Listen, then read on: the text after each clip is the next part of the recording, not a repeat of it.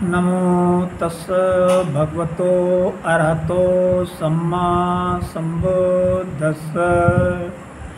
नमो तस्स भगवतो अरहतो सम्मा संबुद्धस्स। नमो तस्स भगवतो अरहतो सम्मा संबुद्धस्स। नमो उद्धार मित्रों, आइए धम्मपद की 47वीं गाथा और उपवर्ग की चौथी गाथा का हिंदी अर्थ समझते हैं। ये गाथा इस प्रकार है। उपफानि हेव पचिनन्तं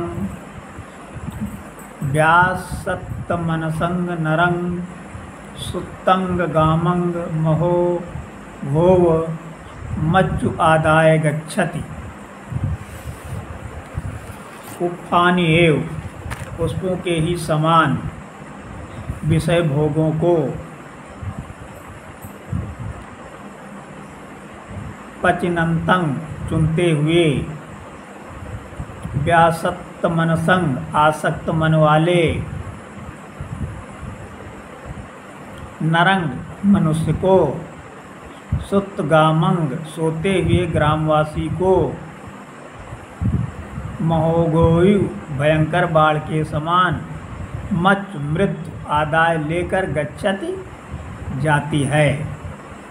अर्थात पुष्पों के समान विषय भोगों को चुनने वाले आसक्त मन के मनुष्य को मृत्यु वैसे ही अचानक पकड़ लेती है जैसे सोते हुए ग्रामवासी को भयंकर बाढ़ बहा ले जाती है।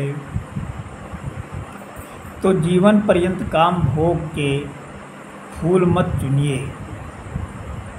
विदूडभ की कथा से इस गाथा को समझते हैं। कौशलराज पसेनदी तथागत से सामीप्य बढ़ाने का इच्छुक था। वो सोचता था कि ऐसा करने से उसका कल्याण होगा। अतः उसने विचार किया कि शाक्य वंश से वैवाहिक संबंध स्थापित कर लिया जाए। अपने दूतों के माध्यम से उसने शाक्य राज दरबार में अपना प्रस्ताव भेजा। शाक्यों की सभा हुई। उसमें विचार विमर्श हुआ कि राजा पसेनदी का कुल उनके योग्य नहीं है, अतः किसी राजकुमारी का हाथ देना अनुचित था।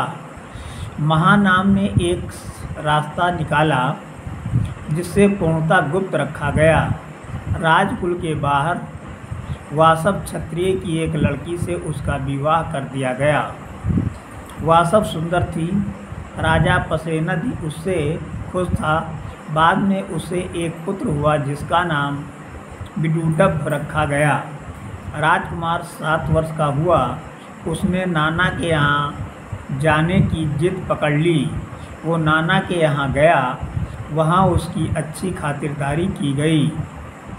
कौशल वापसी के दिन सभी लोग राजमहल से निकले, पर एक सैनिक गलती से अपनी तलवार अंदर ही भूल गया। अतः वो अपनी तलवार लेने राजमहल में आया।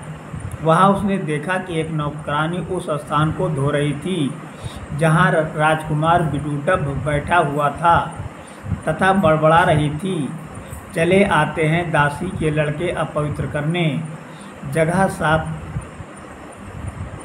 कर लूँ। सैनिक ने उसे कुरेदा और पूरी सच्चाई जानकर राजकुमार को बता दी। राजकुमार ये सुनते ही आग बबूला हो गया। उसने शाक्य वंश को नाश करने का प्रण कर लिया।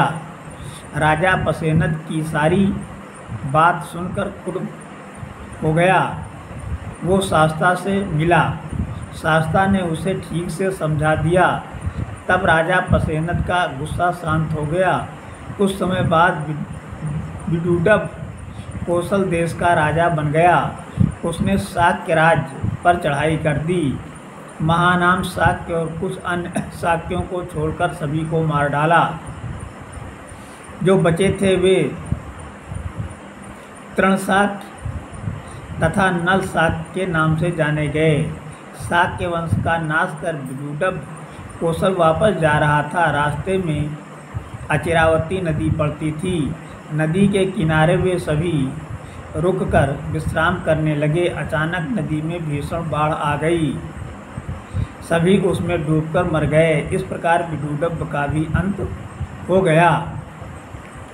जब तथागत को इसकी जानकारी हुई तो उन्होंने कहा, विदूडभ जैसे लोग पूरे जीवन काम भोग रूपी फूल चुनते रहते हैं। ऐसे लोगों के जीवन का अंत वैसे ही हो जाता है जैसे बाढ़ सोए हुए गांव को बहा ले जाती है। तब उन्होंने ये गाथा कही। कौन सी गाथा कही?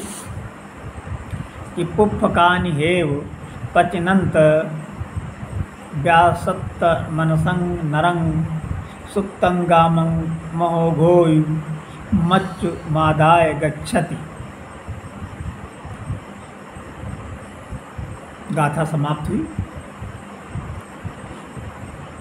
नमो बुद्धाय। धन्यवाद मित्रों।